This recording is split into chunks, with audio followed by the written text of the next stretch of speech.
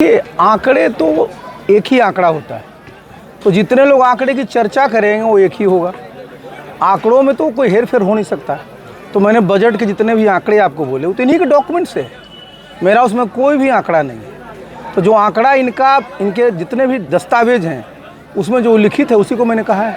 नीतीश के पहले, नीतीश के बाद, पहले आपने जंगल राज की बात कही, अब FIR राज की बात आप कह रहे हैं, कहना क्या चाह रहे हैं? देखिए, मैंने ही कहा कि देखिए, लोकतंत्र में भय कानून का होना चाहिए और FIR उसी स्थिति में होनी चाहिए जहाँ की कोई बहुत ही गंभीर अपराध होते हैं।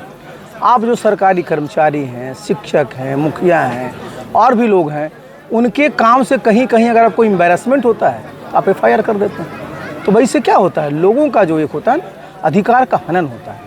तो देखिए, लोकतंत्र खौफ का शासन नहीं होता है, लोकतंत्र कानून का होता है। और ये FIR करके सिर्फ डराते हैं लोगों को। आप जितने FIR का जरा रिसर्च कर लीजिए, जितने इस तरह के FIR हुए होंगे ना, रिजल्ट क्या निकलता है, उसकी किसी की इन्वेस्टिगेशन पूरी नहीं होती। कोई उस समय बेचारा चला गया जेल, उसके बाद सब लोग भूल जाते हैं, खेल खत्म। बजट का आकार 3,17,000 करोड़ सर, आपने भी चर्चा की, लेकिन आबादी बड़ी, उसके हिसाब से काम हो रहा है, ऐसा देख रहे हैं? बिल्कुल नहीं। देखिए, हम तो बार बार इस एक चर्चा करते हैं जो आज मैं नहीं बता पाया कि देखिए, हम लोग बिहार को जब आगे की बात कर रहे हैं तो प्रति व्यक्ति आय एक बहुत ही इम्पॉर्टेंट मानक होता है किसी भी प्रदेश को असेस करने के लिए। तो आप देखिए कि प्रति व्यक्ति आय मैं देख रहा था इनका, अब ये बोलते हैं 60,000 है। भारत सरकार बोलती है, भारत सरकार का भारत में प्रति व्यक्ति औसत आय 2 लाख है। तो बताइए, 2 लाख और बिहार अभी 60,000, और 2047 तक प्रधानमंत्री जी भी कहते हैं कि विकसित देश बनाना है। तो विकसित देश बनेगा तो बिहारों की तो आमदनी प्रति व्यक्ति उतनी होनी चाहिए ना जो राष्ट्रीय औसत का हो। तो जो 2047 में प्रति व्यक्ति आय जो असेसमेंट है अभी 16 से 17 लाख होनी चाहिए। तो 60,000 को 16 से 17 लाख ले जाने में कितना इन्वेस्टमेंट की जरूरत होगी, इस पर ना काम होना चाहिए। जब आप इलाके में घूम रहे हैं तो आपके वर्कर को धमकी भी दिया जा रहा है, यही तो सबसे मतलब घबराने की बात ये तो सबसे बड़ा दुर्भाग्य है।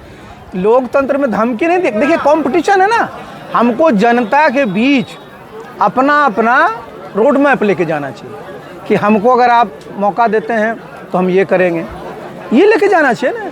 धमका करके साहब ये क्या है, ये तो लोकतंत्र कानून का राज है। आप जब धमकी देते हैं ना तो कानून का उल्लंघन है, तो लोकतंत्र के लिए अच्छा नहीं।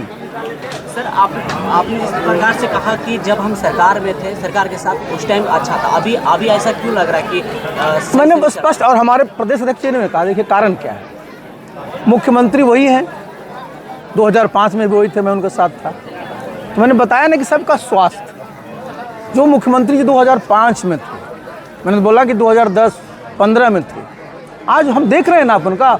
अब मैंने कल भी कहा था कि आदरणीय मांझी जी ने उनको अपने मंच पर आमंत्रित किया, कितने सेकंड में भाषण खत्म हो गया, कल ही पता कर लीजिए। अंतर्राष्ट्रीय महिला दिवस में अपने कार्यालय गए, कितने सेकंड में उनका प्रोग्राम खत्म हो गया। देखिए, हम लोग सब नीतीश बाबू के साथ काम किए, उनके हम लोग समर्थक शुभचिंतक रहे हैं, लेकिन मैंने बताया ना कि आज वो स्थिति, शरीर ही उनका नियंत्रण में नहीं है, अपने आप इसका शरीर ही नियंत्रण में नहीं है साहब, तो प्रशासन और शासन और प्रदेश का क्या नियंत्रण रहेगा, सब ढीला हो गया। पार्टी का विलय या कहीं गठबंधन का कोई ऐसा है कि आप? मैंने एक बार नहीं, मैंने कई बार इस पर कहा है कि देखिए, हम लोग पूरे बिहार में सब जगह सम्मेलन हमारा हो रहा है, हमारी ताकत है, हमारी शक्ति है।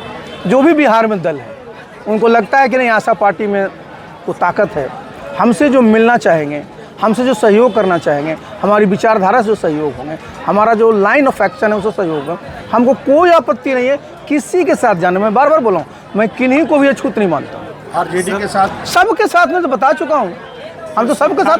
जिस प्रकार के सुधार की बात आज आप कर रहे हैं, ये पहले भी हो सकता था। तो नेता को करना है ना, करना किसको है, नेता